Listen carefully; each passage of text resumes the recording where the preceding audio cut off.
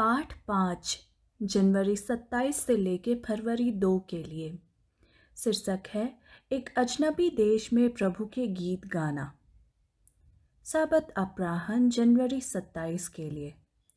इस सप्ताह के पाठ के लिए पढ़े भजन संहिता 74 का 18 से 22, भजन 88 का 3 से 12, भजन 42 का 1 से 3, भजन 77, भजन 37 का 1 और 8 और भजन 125 का 3। याद वचन लिया गया है भजन संहिता 137 का 4 से। हम यहोवा के गीत को पराए देश में कैसे गाएं? यशायाह 6 का 8। भजन संहिता की पुस्तक में कवियों ने समझा कि इस पृथ्वी पर जीवन पाप, बुराई, पीड़ा और मृत्यु से भरा है। शैतान और उसके अनुयायी हमेशा इस पृथ्वी को नष्ट करने और परमेश्वर के पवित्र नियमों पर हमला करने के लिए काम करते हैं। चूंकि पाप और बुराई पृथ्वी पर जीवन को बदतर बना देते हैं, परमेश्वर के लोग अक्सर कभी कभी महसूस करते हैं कि इस पृथ्वी पर रहना परदेश या एक अजनबी देश में रहने के समान है। भजन संहिता की पुस्तक लिखने वाले कवियों को भी अक्सर ऐसा ही महसूस होता था। उन्होंने सोचा, हम पराये देश में विश्वास का जीवन कैसे जिए। जैसा कि हमने पहले ही देखा, भजन संहिता के कवि जानते हैं कि ईश्वर नियंत्रण में है। वे ये भी मानते हैं कि परमेश्वर कठिन समय में अपने लोगों के लिए आश्रय के समान है। इसलिए जब कवि बुराई को जीतता हुआ देखते हैं तो कभी कभी भ्रमित हो जाते हैं। कवि आश्चर्य करते हैं, ईश्वर कहाँ है? हमें भी कभी कभी इन बातों पर आश्चर्य होता है। हमें याद रखना चाहिए कि भजन संहिता की कविताएं भी प्रार्थनाएं हैं। इन प्रार्थनाओं में कवि इस बारे में बात करते हैं कि जब परमेश्वर चुप होता है और मदद के लिए उनकी प्रार्थनाओं का तुरंत जवाब नहीं देता है तो उन्हें कैसा महसूस होता है। हो सकता है आपको भी ऐसा ही महसूस हुआ हो जब आपने प्रार्थना की हो। आपको आश्चर्य हो सकता है कि परमेश्वर ने आपकी प्रार्थनाओं का तुरंत उत्तर क्यों नहीं दिया, या हो सकता है कि आपको लगे कि ईश्वर बहुत दूर है। इस सप्ताह हम भजन संहिता की पुस्तक में कुछ कविताओं को देखेंगे जो इस बारे में बात करती है कि जब परमेश्वर चुप होता है तो हमें क्या करना चाहिए। रविवार जनवरी 28 के लिए। शीर्षक है बुराई के दिन।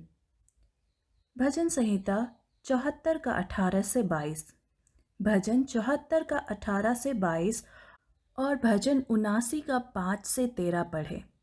ये दोनों कविताएं भी प्रार्थनाएं हैं। ये प्रार्थनाएं किस बारे में हैं?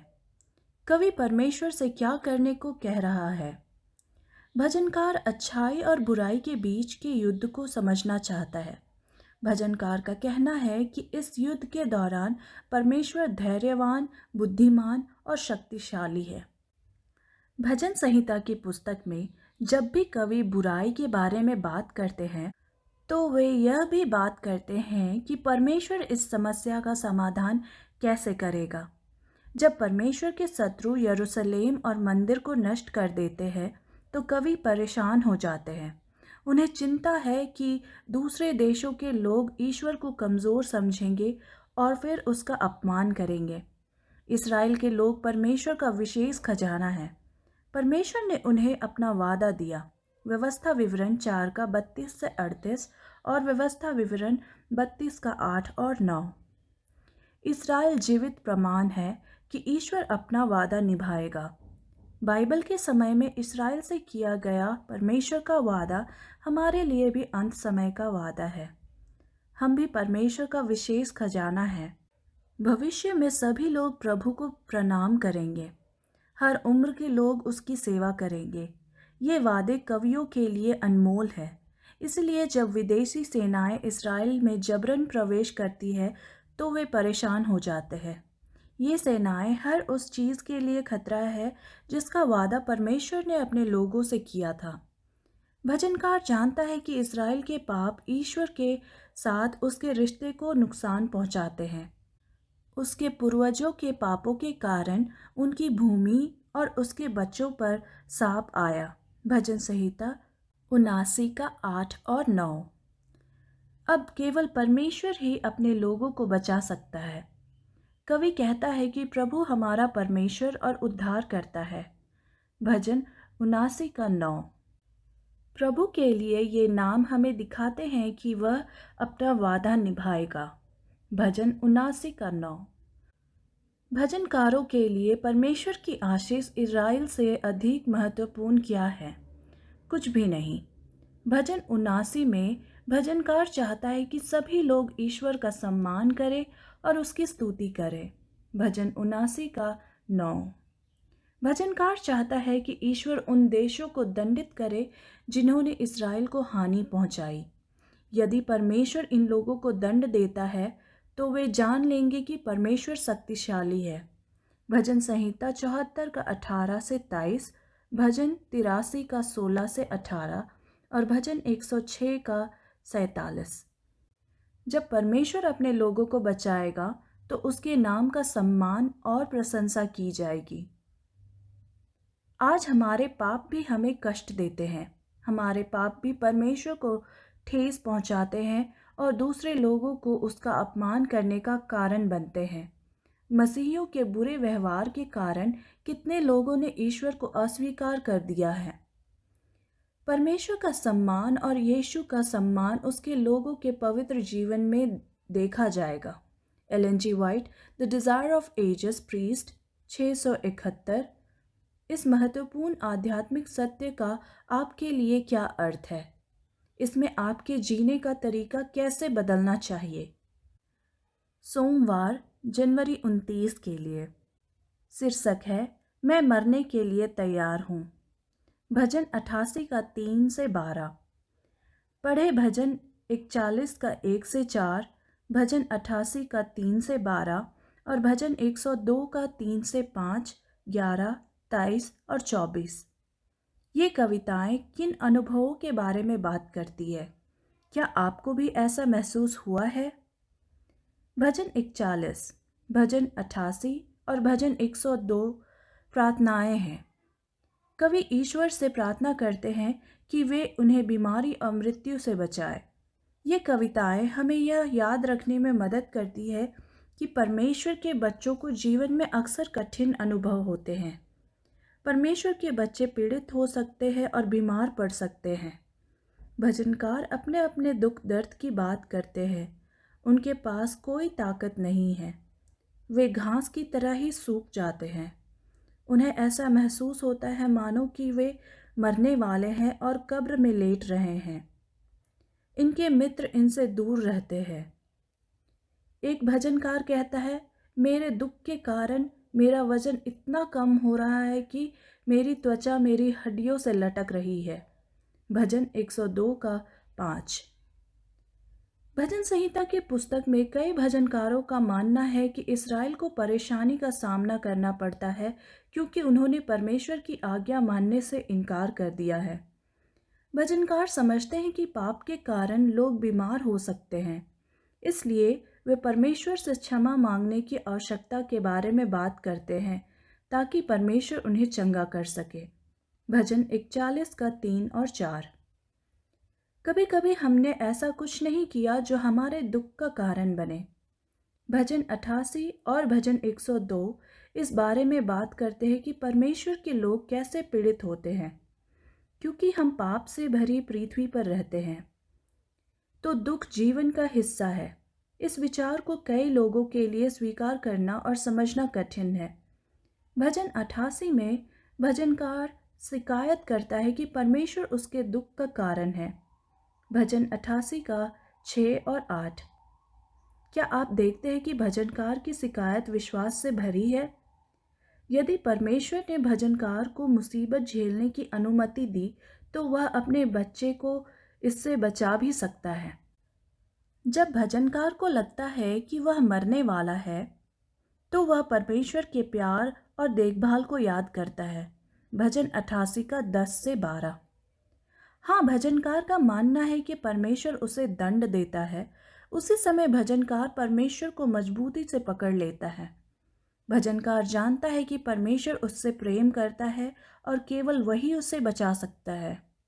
भजनकार पीड़ा के बारे में जानता है, लेकिन वह परमेश्वर की दया के बारे में भी जानता है।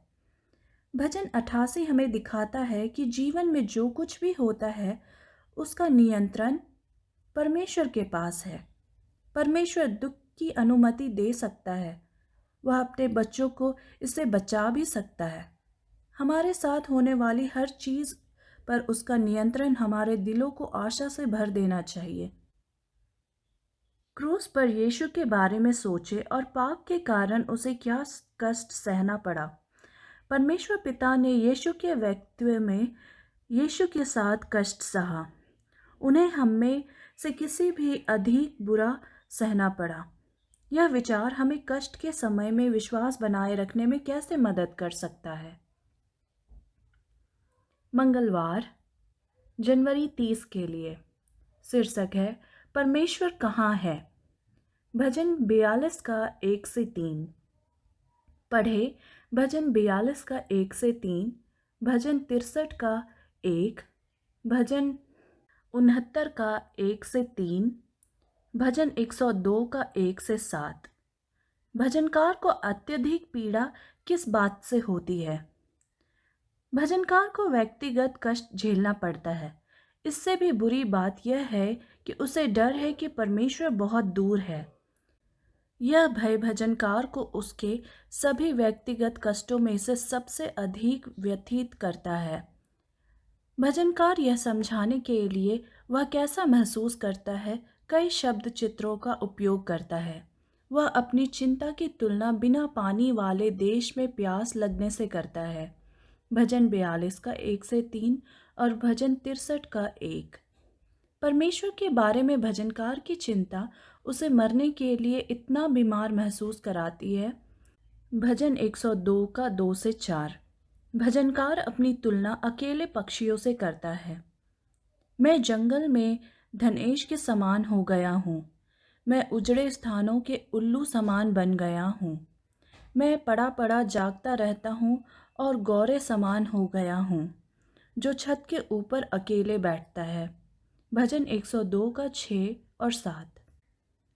मरुभूमि एक शब्द चित्र है जो हमें यह देखने में मदद करता है कि भजनकार बहुत अकेला और ईश्वर से बहुत दूर महसूस करता है। घर की छत पर अकेला पक्षी अपने घोंसले में नहीं है जहां वह आराम कर सके। भजनकार को ऐसा लगता है मानो वह डूब रहा है और भारी कीचड़ में धंस रहा है। भजन 69 का 1 से 3 और भजन 130 का 1। इसमें से प्रत्येक शब्द चित्र हमें दिखाता है कि भजनकार को लगता है कि वह ईश्वर की सहायता के बिना अपने कष्टों से बच नहीं सकता। पढ़े भजन 10 का 12, भजन 22 का 1, भजन 27 का 9 और भजन 39 का 12। इन पदों में भजनकार को चिंता है कि परमेश्वर उससे बहुत दूर है। इस विचार को भजनकार कैसा महसूस कराता है? जब परमेश्वर उसकी प्रार्थनाओं का उत्तर नहीं देता तो भजनकार चुप रहने से इनकार कर देता है। प्रार्थना में भजनकार का विश्वास प्रबल है। उसका मानना है कि परमेश्वर जीवित है और अपने बच्चों पर दया दिखाना पसंद करता है।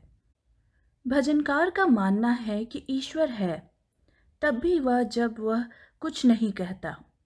जो परमेश्वर आज मौन है, वह वही परमेश्वर है जिसने अतीत में भजनकार की प्रार्थनाओं का उत्तर दिया।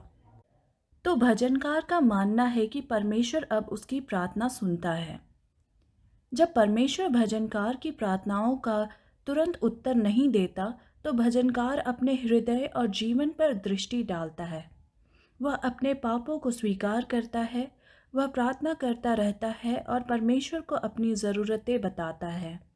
भजनकार जानता है कि ईश्वर सदैव चुप नहीं रहेगा। हम उस समय भजनकार की परमेश्वर से की गई प्रार्थनाओं से क्या सीख सकते हैं? जब परमेश्वर तुरंत उसका उत्तर नहीं देता, जब परमेश्वर चुप हो जाता है तो आप क्या करते हैं? आपके विश्वास को क्या मजबूत रखता है?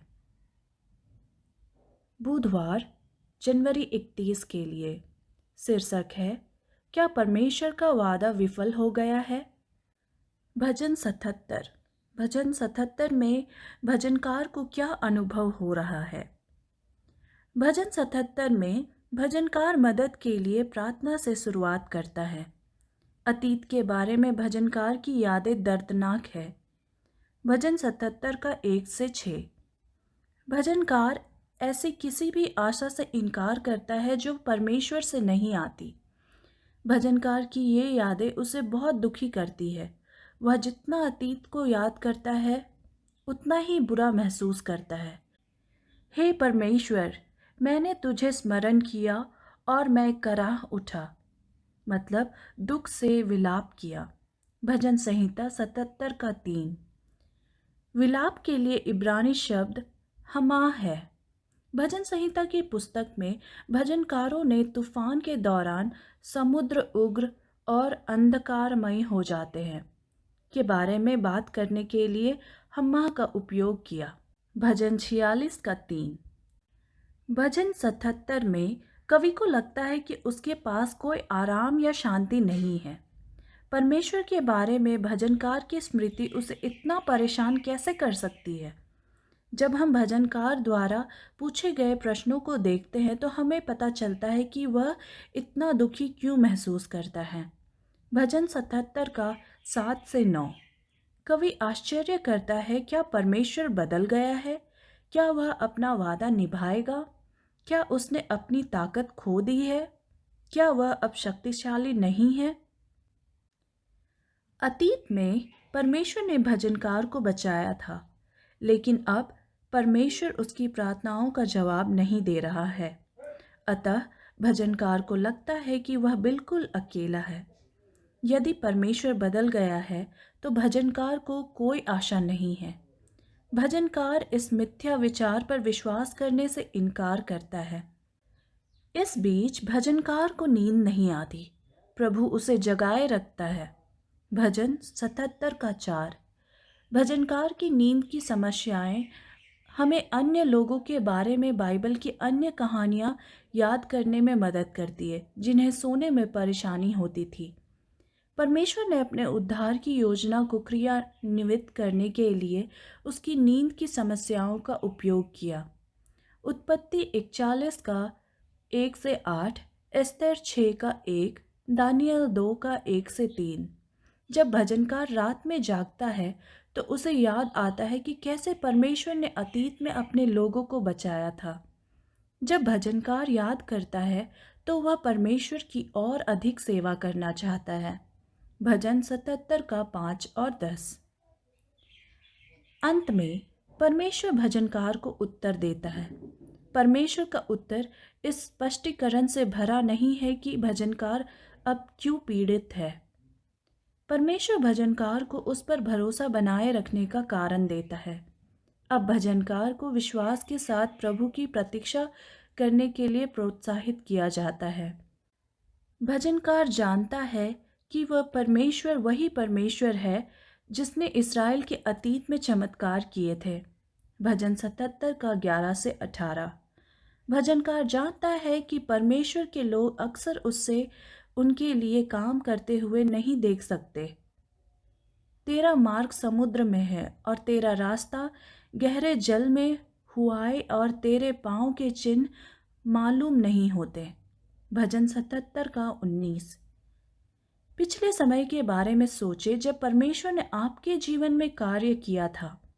आपके वर्तमान कठिन समय में वे अनुभव किस प्रकार आपकी सहायता करते हैं। बृहस्पतिवार फरवरी 1 के लिए शीर्षक है, दुष्ट लोग हमेशा भूमि यानी देश पर नियंत्रण नहीं रखेंगे। भजन 125 का 3।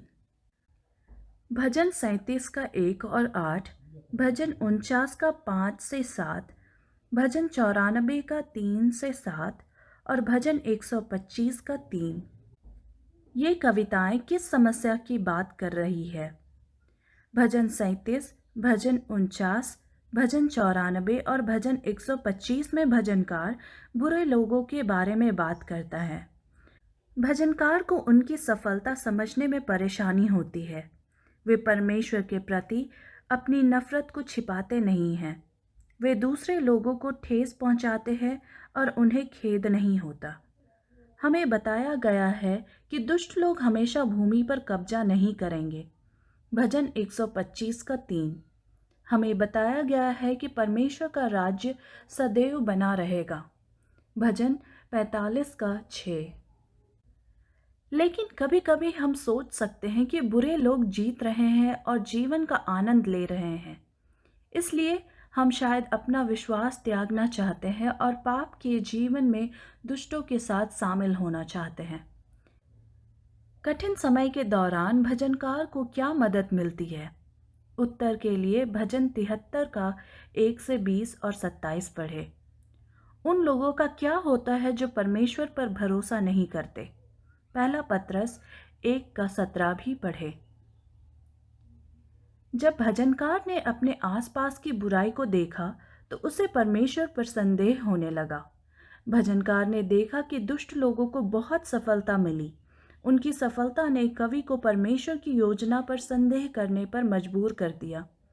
भजनकार ने सोचा, क्या विश्वास रखना बेकार है? फिर भजनकार परमेश्वर के मंदिर के बारे में सोचता है, जहां परमेश्वर सभी लोगों का न्याय करेगा। बाइबल का यह सत्य भजनकार को यह समझने में मदद करता है कि परमेश्वर नियंत्रण में है। दुष्ट लोग सोच सकते हैं कि वे इस जीवन में जो चाहे कर सकते हैं, लेकिन भविष्य में उन्होंने जो कुछ भी करने का निर्णय लिया है उसके लिए वे परमेश्वर को उत्तर देंगे। जब भजनकार इस बाइबल सत्य को समझता है तो वह जानता है कि परमेश्वर पर संदेह करना उसकी गलती थी। वह अपना पाप स्वीकार करता है। केवल परमेश्वर ही हमें यह समझने में मदद कर सकता है कि जीवन में क्या महत्वपूर्ण है। हमें उसके लिए जीना चाहिए, तब भी जब हमारे आसपास के अधिकांश लोग स्वयं और पाप के लिए जी रहे हैं। परमेश्वर उन सभी का न्याय करेगा जो जीवित है। परमेश्वर उन सभी बुराइयों का न्याय करेगा जो लोग करते हैं। यह वादा आपको कैसे आशा देता है जब इतने सारे लोग बुराई करते हैं जिनकी अब सजा नहीं होती? शुक्रवार फरवरी 2 के लिए अतिरिक्त अध्ययन पढ़े भजन 56, एलन जी वाइट की पुस्तक ख्रीस्त की ओर कदम में, प्रभु में आनंद, पृष्ठ 115 से लेके 126। जब आप पीड़ित हो या परेशानी में हो तो ऊपर देखें, नीचे नहीं। परमेश्वर की ओर देखें। अपने समस्याओं को मत देखें कि वे कितने कठिन हैं। जब आप परमेश्वर की ओर देखेंगे तो आप में सदैव साहस रहेगा। जल्द ही आप देखेंगे कि यीशु का हाथ आपकी मदद के लिए आ रहा है। आपको बस उसे विश्वास के साथ अपना हाथ देने की ज़रूरत है। उसे आपका नेतृत्व करने दीजिए। जब आप उस पर भरोसा करना सीख जाएंगे तो आप आशा से भर जाएंगे। एलन जी वाइट, चर्च के लिए प्रशंसा पत्र, खंड 5, पृष्ठ 578 और 579। क्या आपको कभी कभी ऐसा लगता है कि आप बिल्कुल अकेले हैं? या क्या आपको लगता है कि परमेश्वर ने आपसे अपना मुंह फेर लिया है? सहन करते रहें। अंधकारमय समय में भजन संहिता की पुस्तक लिखने वाले कवियों ने सोचा कि परमेश्वर बहुत दूर है। कवियों यानी भजनकारों ने क्या किया? वे प्रार्थना करते रहे। उन्होंने अपने हृदय के अंदर झांक कर देखा। उन्होंने अतीत में परमेश्वर के उद्धार के कार्यों को याद किया। उन्होंने परमेश्वर के सामने अपने पापों को स्वीकार कर लिया। वे उससे सहायता मांगते रहते हैं। भजन 77 का 10 से 12 और भजन 89 का 46 से 52। जब हमारा शंकाओं और परेशानियों से सामना होता है और उनसे लड़ते हैं तो हमारा विश्वास मजबूत होता है। जब हम शंकाओं और परेशानियों से लड़ते हैं तो हम जीवन के बारे में एक महत्वपूर्ण सबक सीखेंगे जो सबसे कीमती रत्नों से भी अधिक मूल्यवान होगा। एलन जी वाइट, चर्च के लिए प्रशंसक, खंड 3, पृष्ठ 555। चर्चागत प्रश्न। पहला, कवियों ने किन शंकाओं और भयों के विरुद्ध संघर्ष किया? संदेह और भय के साथ आपका अपना अनुभव क्या रहा है? इस कठिन समय के दौरान आपने विश्वास को कैसे मजबूत बनाए रखा? दूसरा, जब परमेश्वर में हमारा विश्वास की परीक्षा हो, तो हमें उत्तर कहाँ ढूंढना चाहिए? आप उन लोगों को क्या आशा दे सकते हैं जिनकी पीड़ा के कारण वे परमेश्वर के प्रेम पर प्रश्न चिन्ह लगाते हैं? तीसरा, आप इस प्रश्न का उत्तर कैसे देते हैं कि प्रेम का सर्वशक्तिमान परमेश्वर इस पृथ्वी पर बुराई क्यों होने देता है? अच्छे और बुरे के बीच विश्वव्यापी युद्ध इस प्रश्न का उत्तर कैसे देता है? धन्यवाद। परमेश्वर आपको आशीष दे।